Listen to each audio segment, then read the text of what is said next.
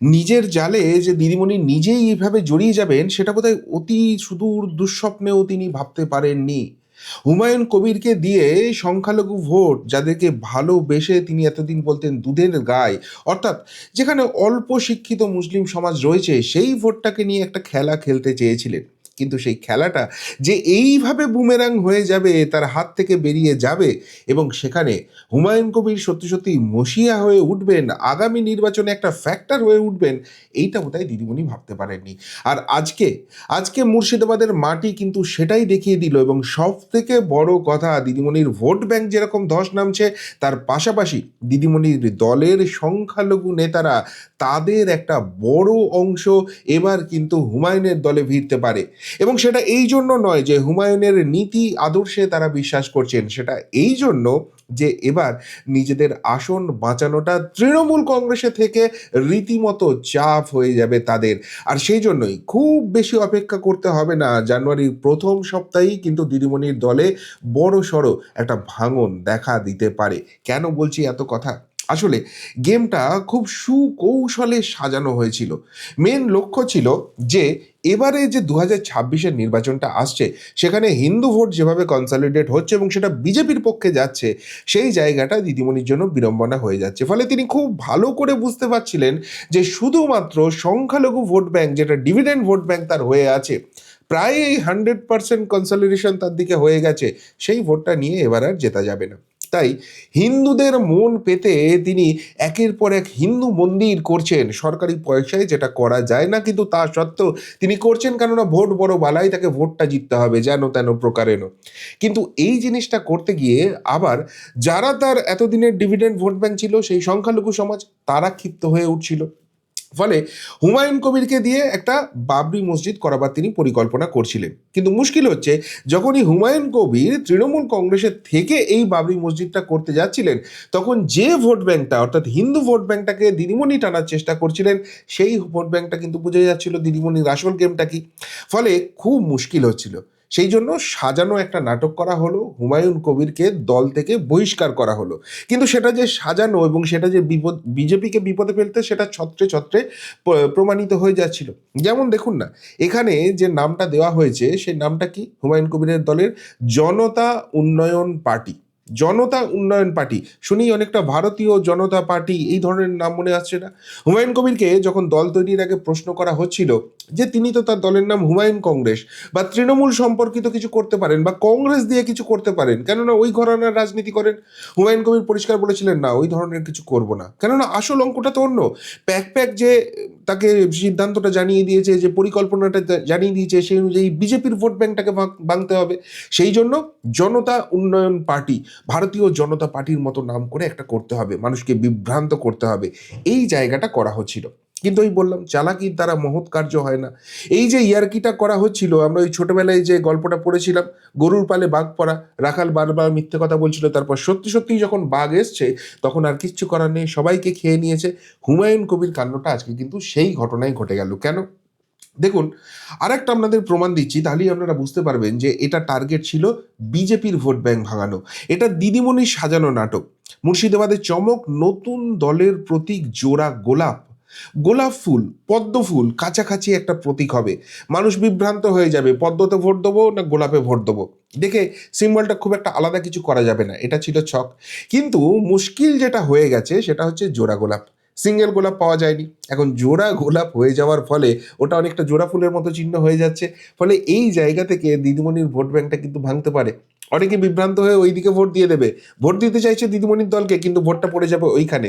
সেই জন্য এখন আবার হুমায়ুন কবির বলতে শুরু করেছেন যে তার আরেকটা প্রতীক চাই, সেটা হচ্ছে টেবিল, সেটা হচ্ছে ফার্স্ট প্রায়োরিটি। সেটা না পেলে তখন জোড়া গোলাপের দিকে তিনি যাবেন। আসলে ওই চালাকির দ্বারা মহৎ কাজ হয় না। কিন্তু যে প্রসঙ্গে আসছিলাম, যে আসল ধাক্কাটা কিন্তু লাগতে চলেছে তৃণমূল কংগ্রেসেরই। কেন সেটা বলছি? কেননা আজকে হুমায়ুন কবির যখন দল ঘোষণা করলেন, তার পাশাপাশি যেরকম কথা ছিল, তিনি বেশ কিছু আসনে প্রার্থীও ঘোষণা করে দিয়েছেন। যেমন ভরতপুর এবং রেজিনগর, দুই কেন্দ্র থেকেই তিনি নিজে লড়বেন। এর পাশাপাশি খড়গপুর গ্রামীণ, যেটা যেটা খড়গপুর আসন বলি আমরা জানি, সেখানে প্রার্থী হবেন ইব্রা হাজি। এর পাশাপাশি মালদহের বৈষ্ণবনগরে মুস্তারা বিবি। মুর্শিদাবাদ কেন্দ্রের প্রার্থী হচ্ছেন মনীষা পাণ্ডে। হুমায়ুন কবিরের দল, যারা বাবরি মসজিদটাকে তৈরি করাটাই এক এবং একমাত্র লক্ষ্য করে রাখছে, সেই হুমায়ুন কবিরের দলের প্রার্থী মুর্শিদাবাদ কেন্দ্রে একজন হিন্দু হয়ে যাচ্ছেন। কেন? অঙ্কটা বুঝুন। কেননা এই মুর্শিদাবাদ কেন্দ্র 2021-এ যে বিশাল জয় তৃণমূল কংগ্রেস পেয়েছিল, তার মাঝখানেও বিজেপির কাছে গিয়েছিল। এটা হিন্দু অধ্যুষিত এলাকা, এখানে সেই জন্য হিন্দু প্রার্থী করতে হবে যাতে বিজেপির ভোটটা কাটা যায়। আবার অন্যদিকে ভগবান গোলায় লড়বেন এক হুমায়ুন কবির, তিনি পেশায় ব্যবসায়ী। রানীনগর থেকে যিনি লড়বেন, তিনিও হুমায়ুন কবির। এই হুমায়ুন কবির আবার তৃণমূল কংগ্রেস করতেন, একসময় তৃণমূলের টিকিটে দাঁড়িয়েও ছিলেন, হেরে গিয়েছিলেন যদিও, কিন্তু সেই হুমায়ুন কবিরকে প্রার্থী করা হয়েছে। দক্ষিণ দিনাজপুরের হরিরাম বিধানসভার প্রার্থী হচ্ছেন ডক্টর ওয়াদেল রহমান। বালিগঞ্জের প্রার্থী হচ্ছেন নিশা চট্টোপাধ্যায়। বালিগঞ্জ সংখ্যালঘু অধ্যুষিত এলাকা, সেখানে একটা হিন্দু প্রার্থী করে দেওয়া হচ্ছে কেন? করে দেওয়া হচ্ছে একটাই কারণ, বিজেপির ভোটটা কাটতে হবে, হিন্দু ভোটটা কাটতে হবে, যাতে ওখানে তৃণমূল বেরিয়ে যায়। নোয়াপাড়া, সেখানে প্রার্থী হচ্ছেন ইছাপুরের সিরাজুল মণ্ডল, যিনি আবার নাকি ওই 21শে জুলাই যেটা এখন করেন দিদিমণি ঢাকঢোল পিটিয়ে, যেটা পাগলু ডান্স দিবস হয়ে গেছে বলে অনেকেই বলে থাকেন, সেইখানে প্রার্থী করা হচ্ছে এই সিরাজুল মণ্ডলকে। তো এইসব প্রার্থী দেখে দেখুন, চারখানা হুমায়ুন লড়ছেন মুর্শিদাবাদ থেকে। হুমায়ুন কংগ্রেস নাম দিতেই তো পারতো, তৃণমূল কংগ্রেস, হুমায়ুন কংগ্রেস, তার ভোটে জেতাতো তো অনেক ইজি হতো। না, করতে হবে বিজেপির ভোট ব্যাংকটা ধ্বংস। কিন্তু এই জায়গাটা করতে গিয়ে যেটা মুশকিলটা হচ্ছে, সেটা হচ্ছে যে যে সংখ্যালঘু সম্প্রদায় এদেরকে ভোটটা দেবেন, তারা বুঝতে পারছেন যে সত্যিই তৃণমূল কংগ্রেস গত 15 বছর তাদেরকে তেজপাতার মতোই ব্যবহার করেছে, আলটিমেটলি তাদের জন্য কিছু করেনি। এবং হুমায়ুন কবির যে কথাগুলো বলছেন ভোট পাওয়ার জন্যই তিনি করছেন, সেখানে আলটিমেটলি ডিপ্রাইভ যদি কেউ হয়ে থাকে, সেটা মুসলিম সমাজ, সেটা তারা বুঝতে পেরে যাচ্ছে। ফলে একটা বড় অংশ তারা কিন্তু হুমায়ুন কবিরকে ভোট দিতে চলেছেন, এবং তারা বুঝতে পারছেন যে এই যে বাবরি মসজিদের জায়গাটা আছে, সেটা হুমায়ুনের হাত শক্ত করলেই হবে।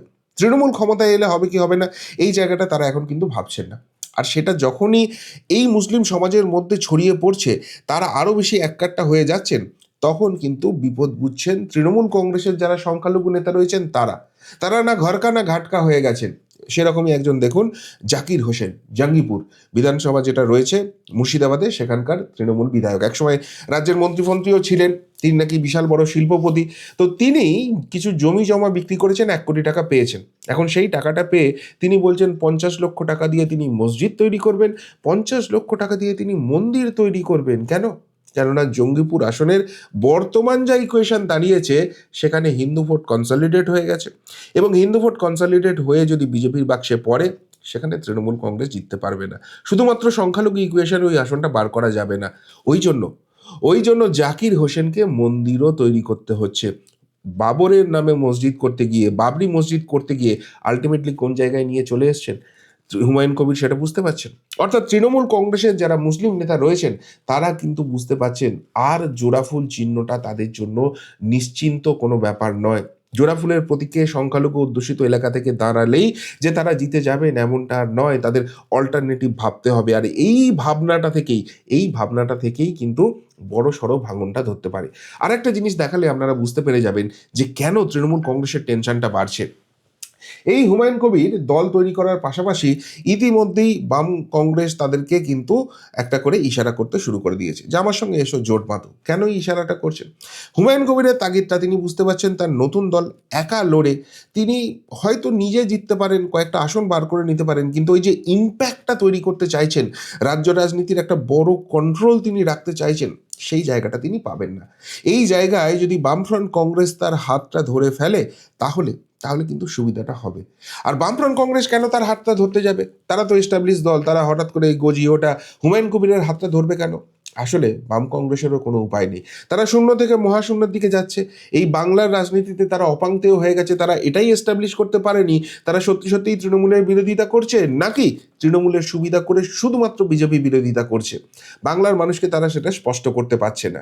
আর এই জায়গা থেকে তারা যে কোনো উপায়ে একটা আসন জিততে মরিয়া, অন্তত শূন্যের গেরোটা তাদের কাটুক, এই জায়গাটাই তারা মরিয়া হয়ে গেছে। যে কারণে দেখুন, সিপিএমের যিনি রাজ্য সম্পাদক মোহাম্মদ সেলিম, তিনি ধান্দাবাজের মতো যেখানে যেখানে জেতার সম্ভাবনা আছে সেখানে ছুটে যান। ছিলেন উত্তর কলকাতার সাংসদ, সেখান থেকে চলে গেলেন রায়গঞ্জে যখন হেরে গেলেন বিধানসভায় চলে এলেন চণ্ডীতলায় লড়তে, চণ্ডীতলায় যখন হেরে গেলেন আবার তিনি লড়তে চলে গেলেন মুর্শিদাবাদ। অর্থাৎ একটা আসন তাদের চাই, ওই নীতি নৈতিকতার কোনো ব্যাপার তাদের কাছে নেই এখন। সেই জন্য ওই গতবার আব্বাস ভাইজানদের হাত ধরতে হয়েছিল, নওশাদ সিদ্দিকীদের হাত ধরতে হয়েছিল। আর এই জায়গাতে হুমায়ুন কবির যেভাবে বাবরি মসজিদ নিয়ে ইম্প্যাক্ট করছে, মুর্শিদাবাদ, মালদা, উত্তর দিনাজপুর এই জায়গাগুলোয় যেভাবে ইম্প্যাক্ট হচ্ছে, সেখানে হুমায়ুন কবিরের সঙ্গে যদি জোট করা যায় তাহলে তার ভোট কিছুটা ট্রান্সফার হবে, আর নিজেদের ভোট আছে এবং এই জায়গাতে তাদের শূন্যের গেরোটা কাটতে পারে, এটারা বুঝতে পারছে। ফলে হুমায়ুন যখন ইন্ডিকেশনটা দিচ্ছে তখন এরা সেটাকে অ্যাকসেপ্ট করতে পারে। আবার এরা যদি অ্যাকসেপ্ট না করে তাহলে মুশকিলটা যেটা হচ্ছে, আইএসএফ, নওশাদ সিদ্দিকী, যিনি কিন্তু বেশ ভালো সংগঠন বাংলা জুড়ে গড়ে তুলছেন, বেশ কিছু আসনে জেতার মতো জায়গায় তাদের দল চলে গেছে। 2021-এর থেকে অনেক ভালো ফল 2026-এ নওশাদ সিদ্দিকীর দল করতে চলেছে। কিন্তু এই নওশাদ সিদ্দিকীর মুশকিল হচ্ছে তিনি বারবার উত্তরবঙ্গে নিজের ফুটপ্রিন্ট রাখতে চাইছেন। দক্ষিণবঙ্গটা তিনি নিজের মতো করছেন, কিন্তু উত্তরবঙ্গটা তিনি পারছেন না। তার কারণ হচ্ছে কংগ্রেস জানে একবার যদি নওশাদ সিদ্দিকী ঢুকে যায় সেখানে তার যে দায়িত্বের জায়গাটা সেটা যদি বেড়ে যায়, মানুষের রাস্তার জায়গাটা বেড়ে যায়, কংগ্রেসের যেটুকুনি যা আছে সেটুকুনিও ধুয়ে মুছে সাফ হয়ে যাবে। কংগ্রেস বারবার বাধা হয়ে দাঁড়াচ্ছে, আর এবারেও যদি বাধা হয়ে দাঁড়ায় নওশাদের জন্য কিন্তু একটা বড় অপরচুনিটি চলে আসবে। নওশাদ সিদ্দিকী তখন হুমায়ুন কবিরের সঙ্গে হাত ধরে উত্তরবঙ্গে প্রার্থী দিতে পারবে, আর সেখানে নওশাদ সিদ্দিকীর ভোট আর হুমায়ুন কবিরের ভোট এক জায়গায় চলে এলে এরা জিতবে কিনা ঠিক নেই, কিন্তু তৃণমূল যে হারবে সেই জায়গাটা নিশ্চিত হয়ে যাচ্ছে। আবার যদি নওশাদ সিদ্দিকীও না করে দেয়, হুমায়ুন কবিরের কাছে আর একটা নতুন অপশন চলে এসেছে, সেটা হচ্ছে মিম উত্তরবঙ্গে যেভাবে নিজেদের সংগঠনটা বাড়াচ্ছে, বিশেষ করে মালদা, মুর্শিদাবাদ, উত্তর দিনাজপুর, কুচবিহার এই সব জায়গাগুলোতে কিন্তু রীতিমতো ইম্প্যাক্ট ফেলার জায়গায় তারা চলে গেছে। জেতার মতো জায়গায় এখনো আসেনি, কিন্তু এই দুই শক্তি এক জায়গায় চলে এলে সেই ইকুয়েশন কিন্তু অনেক কিছু চেঞ্জ করে দেবে। ফলে সব মিলিয়ে হুমায়ুনের উপর কিন্তু ক্রমশ আস্থা বাড়ছে। এবং সব থেকে বড় কথা, হুমায়ুন কবির নিজে বুঝে গেছে তাকে যদি নির্বাচনের এই বৈতরণীটা পার করতে হয়, দুটো জিনিস তাকে করতে হবে, আর সেটাই কিন্তু করতে শুরু করে দিয়েছে, যেটা মাথা ব্যথা বাড়াচ্ছে দিদিমণির। কি দুটো জিনিস? নাম্বার ওয়ান, সেটা হচ্ছে মানুষকে এই বাবরি মসজিদের স্বপ্নটা দেখাতে হবে, বেশি বেশি করে দেখাতে হবে। যেভাবে দিদিমণি রাজ্য জুড়ে একটার পর একটা মন্দির করে যাচ্ছে, তাতে করে উন্নয়ন হোক চাই না হোক, মানুষের কর্মসংস্থান হোক চাই না হোক, ওসব কোনো ব্যাপার নয়। মানুষের আস্থার জায়গাটা জিততে হবে, ধর্মীয় জায়গাটাই সুশ্রুতি দিতে হবে। সেই জায়গা থেকে এই মুসলিম সমাজ যারা দু হাত ভরে ভোট দিয়েছে তারা ডিপ্রাইভ হয়েছে। সুতরাং তাদের আস্থাটা ফেরত আনতে গেলে একটা বাবরি মসজিদের খুব দরকার আছে। আর সেই বাবরি মসজিদটা তখনই হবে যখন রাজনৈতিকভাবে হুমায়ুন কবির শক্তিশালী হতে পারবে। শুধুমাত্র ওই বাবরি মসজিদের জন্য ডোনেট করে, বাবরি মসজিদের জন্য ইট নিয়ে গিয়ে বাবরি মসজিদ তৈরি করতে পারবে না। এইটা উত্তঙ্গু প্রচারে নিয়ে আসছে। আর 2 নম্বর, আর একটা যে জায়গা সেটা পরিষ্কারভাবে হুমায়ুন কবির বুঝে গেছে এই কদিন ময়দানে থেকেই, যে বিজেপির ভোট যেটা কনসলিডেট হয়ে গেছে সেটা তিনি ভাঙতে পারবেন না। ওই দিকে যদি হাত বাড়ান আম ছালা দুটোই যাবে। অর্থাৎ বিজেপির ভোট তো আসবেই না, উল্টে যে সংখ্যালঘু সম্প্রদায়ের ভোটটা তিনি টার্গেট করছেন সেটাও তার সঙ্গে থাকবে না।